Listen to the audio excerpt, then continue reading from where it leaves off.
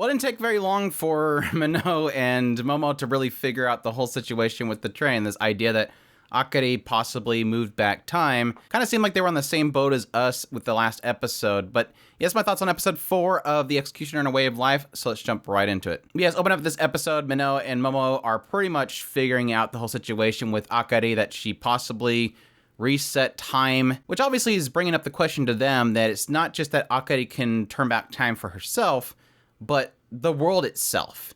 Now, that kind of brings up the question mark that I didn't really think about at the time that we were discussing last episode, in the idea that how broad is her power? Did she just shift back time for the area, or is it actually resetting time for the entire world? It's obviously bringing up the big question mark of it. How powerful is Akari?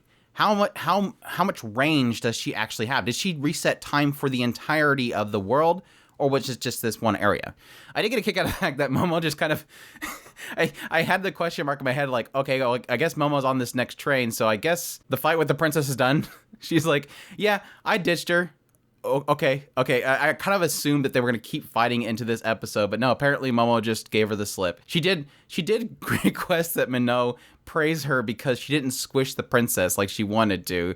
Like, oh, I let her live because I wanted you to praise me, so we'll go with that. But this gets into, I guess, the determination that Menou has. And I'm almost a little bit disappointed in what they got into with Menou's history, because a lot of it's just kind of stuff that I assumed. Yes, Flare was left to take care of Menou. She wanted to leave Menou behind, but then Menou decided to follow her. They go all the way to this training place where Menou is learning to be one of these executioners, being trained by Flare. All the other girls that are training alongside her are just terrible. Not terrible, they're human.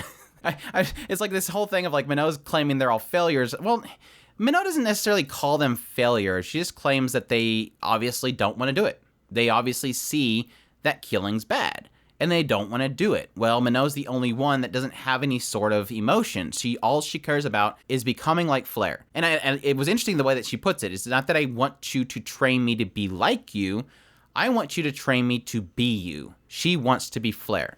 She doesn't have anything. She left everything, and she's pretty much a blank slate. Now, the question mark that comes up with this episode is the fact that it opens up her history that she didn't have anything before. Flare claims that she was blanched physically and mentally, claiming that almost as if because she was in the presence of this terrible force, this almost human error that is wrecking different regions, that is why they do the executions, because she was so close to this whiting out, this ashing, she's like a clean slate. Like, it removed all of her emotion, her physical and mental state. So again, I go back to the idea that this is obviously pointing out that Menou was either summoned here by Orwell and has no memories, or she's some sort of anomaly. And going back to my whole theory on the idea of the full reset, that Akari has reset everything. My original theory is that Akari resets everything to the point that she gets summoned there. But there's another side of me that kind of wonders if Akari had reset all the way back to this point. All the way back to the point in which Flare met Menou. And why I say that is because I wonder if the reason why she has no memory is because something that happens in the future that causes the reset that Akari does that brings her back there. Again, I'm more leaning towards the idea that Menou was just summoned there by Orwell and she has no memories. Like, for some reason, during the transfer process, she just has her memory wiped. But it does at least insinuate that Menou was there as a child, which means that she wasn't in some classroom with Akari that she keeps dreaming about. It's a weird thing. It's a very weird thing that kind of is the whole aspect of Menou being so young in this world technically throws a wrench in the theories of Akari and Menou being in a classroom together. But again, that's that whole aspect of where does the starting point start? How far back is the reset? Is there a point which Akari and Menou could go back to Akari's world, and then eventually the reset happens to goes back to this world? I know I'm getting crazy with these theories, but it all makes sense in my head. It's very hard to describe when you're dealing with time. Time is always a very difficult thing to kind of manipulate and to make sense, I guess. But the main thing that we're kind of establishing with this whole history thing with Menou and Flare is that Menou, again, was a blank canvas. She claims the whole reason why she is who she is because of what happened with that whole ashing. And she doesn't want anybody else to experience that, so she wishes to be like Flare, who's this assassin, because she knows these other worlders are causing this, and she doesn't want anybody else to be like her. So she wants to be like Flare in return so she can prevent that from happening ever again. So, again, giving her all to Flare to become an assassin, to kill enough people that they won't need all these other girls. These other girls that are emotional, they don't want to kill, don't worry about them. Train me, I'll handle it. And so that's when Flare decides, okay, well, I'm going to instill everything into you.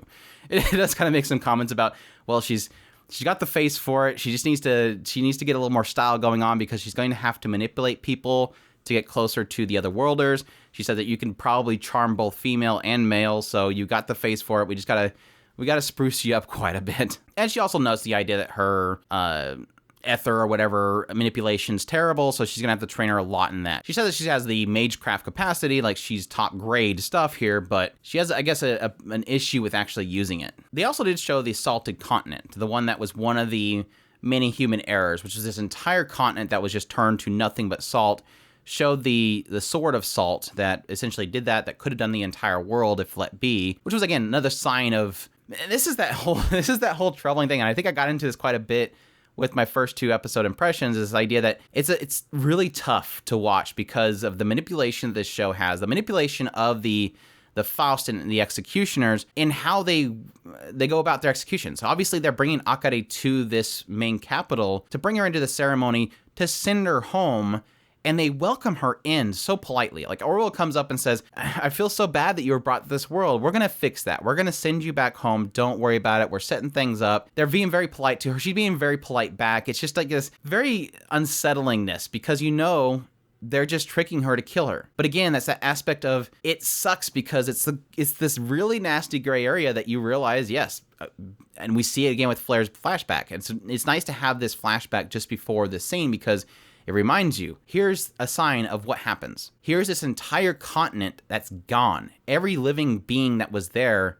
is gone. It's nothing but salt now, and it's slowly decaying into the ocean. And that's exactly what Akari can eventually become, and they don't want that. Any other worldler that comes to this world could eventually cause one of these huge disasters. And they get into that with the whole classroom scene with they have like the painting with the 2 students, the Japanese students. They even show a map of Japan showing all this knowledge they gained from the Japanese that came over, how great they were. But then all of these nations were just wiped out because of their powers eventually became too much for them. And that's the sucky thing is that gray area of they can't let it exist in this world. It was interesting to see that Orel and Menou has never met face to face. I think they mentioned something about that when Menou was talking to her through this little communication that they did do, that they've never actually met face to face. She actually offers her some money to do her pilgrimage that she wanted to do apparently, so she's got to do some other stuff to investigate, which they kind of, again, touched on a little bit, this idea that these women were going missing, and so they need somebody to figure out what's happening with them, which they're tying in with these people they ran into on the train, possibly this original sin group that apparently is trying to collect these women to use them as sacrifices to summon a demon. So we'll see where that goes. It looks like Momo's in charge of that while Menou has a date with Akari, because why not? But we'll see how that goes. The title for the next episode is Goodbyes, which we all know is not going to be actually goodbyes, but assumption is that they're going to have their date and then we'll have this ceremony.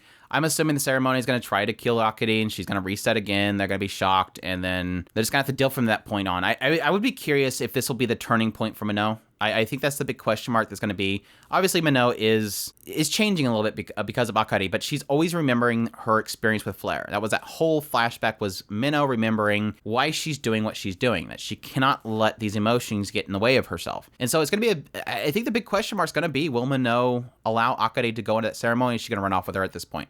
What's going to be the point in which Menou betrays the Faust? Is it now or is it later? Will she allow this to happen? Will Akari end up dying and then coming back and then they're going to go happily together? That's the big question mark. Again, going back to my previous theory on this being a full second playthrough, like this is that Akari and Menou has been on a long journey for probably years, and that she reset all the way back to the point that she was summoned. And this is the second time they're going through all this stuff. If that's the case, at this point, I kind of wonder if Akari would remember anything. I know that was a big discussion that we had in response to my theory, was a lot of people mentioning the idea. They think that if that's the case, that Akari probably doesn't know. Again, I'm fine with that being the case, and I think that would make sense with how Akari is so willing to come to places and so positive when she's talking to people. Like, why would she be so positive coming into that place? Like, this is a place that's going to zap me. I'm going to live, obviously, but this is a bad experience here. It does bring a big question mark. Yes, I can see that, but I honestly, like I said, it would be probably more interesting if we come to find out that Akari doesn't have any sort of memory about what happens. Again, I believe that she does remember because she went to the front of the train previously. Because if the whole idea that the train crashed and Akari was still alive and she reset everything so that she could possibly fix it, what would do any good resetting it? If she reset it at that point, she wouldn't remember and it would happen again. The idea is that she remembers that the train wrecks. That's why she knows she needs to go to the front of the train for Menou.